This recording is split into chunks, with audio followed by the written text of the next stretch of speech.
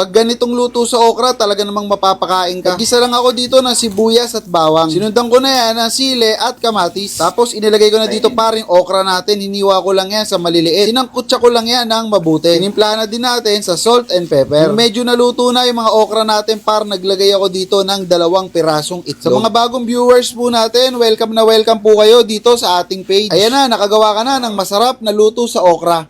Pag ganitong luto sa okra, talaga namang At mas pasarapin pa natin to kumpara dun sa mga nakagisna na natin. Mag-share ako sa inyo ng mga tips para nang sa ganun masubukan nyo rin. Sigurado, mapaparami na naman ang kain nyo dito. Kaya, dahan-dahan sa kanin Kaya naman, kung handa na kayo, di tara na. Umpisa na natin to. I-sear muna natin itong pork hanggang sa magmantika. Importante dito na pinapainit muna ng mabuti yung lutuan bago natin ilagay yung pork para hindi ito dumikit, lalong-lalo na kapag hindi non-stick yung gamit nyo. Ituloy lang natin ang pag-isa dito hanggang sa mag-umpisa na itong magmantika. Mapapansin nyo unti-unti nang magbabrown yan at pagkatapos may extract na natin dito yung mantika. Once na may enough na mantika na, ilagay nyo na kagad yung sibuyas dito. Igisa nyo lang ng mga 30 seconds at ilagay na rin natin yung bawang. At itinutuloy ko lang ang pag-isa ng hanggang 1 minuto.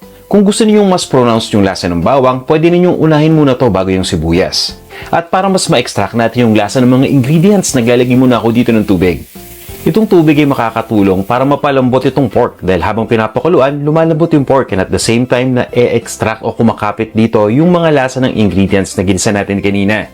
Simpleng-simple na naman itong method na to Pabayaan lang muna natin kumulo, tinatakpan ko yung lutuan, at pagkatapos, once na kumulo na, tinutuloy ko lang ang pagluto hanggang sa mag-evaporate na completely yung tubig. Saktong-sakto yan dahil manipis lang yung hiwa natin sa pork so mas mabilis na itong lumambot. Ituloy nyo lang yung pagluto hanggang sa yung mantika na lang yung matitirang liquid. At timplahan lang natin ito ng oyster sauce. Pwede rin kayong magdagdag ng toyo dito kung gusto niyo. Hinahalo ko lang muna yan at niluluto ko lang for around 30 to 45 seconds. At nilalagay ko na dito yung pechay.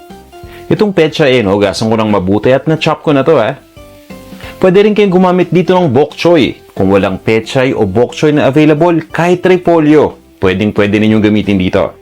Minsan mahirap haluin dahil masyadong marami yung pechay na nalagay natin. Takpan nyo lang muna saglit, mga 30 seconds. Mapapansin niyo mag-shrink na yan dahil unti-unting naluluto yung pechay. Mas madali na natin itong mahalo. At ang isa ko pang paborito, yung medyo saucy. Kaya nga nagdadagdag pa ako ng tubig dyan Pagkalagay ng tubig, haluin nyo lang sandali at ituloy nyo rin pagluto ng hanggang 1 minute maximum. At timplahan na natin to. Simple lang, ground black pepper. At tikman nyo muna kung kinakailangan pa ng asin, magdagdag tayo dito ng asin. Minsan kasi sapat na yung alat na nabibigay ng oyster sauce, lalong-lalo na kapag nagdagdag pa kayo ng toyo dito. And at this point, ready na tong ating ginisang pechay. Ilipat lang natin ito sa isang serving bowl or sa isang serving plate at iserve na natin kasama ng mainit na kanin.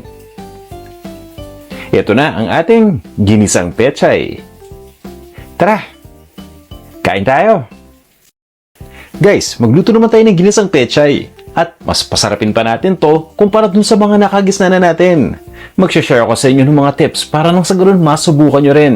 Sigurado, mapaparami na naman ang kain nyo dito. Kaya, dahan-dahan. Kung may sardinas ka sa bahay, ganito ang gawin mo. Una, prituhin mo ang talong until golden brown. Then igisa ang luya, bawang, at sibuyas. Lagyan ng coconut milk, timplahan ng paminta at patis. Then ilagay ang sardinas, haluin. Lagyan mo na rin ng siling pula at siling haba. Then isunod ang pechay at piniritong talong.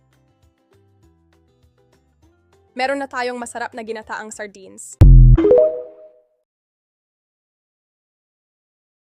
Huwag mo basta prituhin lang yung patty mo. Subukan mo muna to para mas lalong sumarap. Burger steak nga pala yung gagawin natin ngayon. Tara par, simulan na natin yan. Prituhin lang muna natin etong mga patty natin hanggang sa maluto lang. Pag okay na par, set aside mo muna yan at magbawas naman tayo ng mantika. Sunod, maglalagay tayo dito ng 2 kutsarang butter at 2 kutsarang harina. Lutuin lang muna natin yung harina par, tapos magdagdag tayo ng paunti-unting tubig lang hanggang makuha natin yung consistency na gusto natin. Pag okay na, timplahan naman natin yan sa toyo, kalahating beef cube, paminta, at maglalagay naman tayo ng Mega Prime mushroom pieces and stems mga par with real fresh taste para mas makumpleto ang lasa ng ating burger steak mga par. Hinalo lang natin yan ng mabuti par, tapos ibabalik ko naman dito yung mga patty na naprito natin kanina. Okay na par, nakagawa na tayo ng simple pero napakasarap na burger steak. Salamat sa panonood mga par. Huwag mo basta prituhin lang yung patty mo. Subukan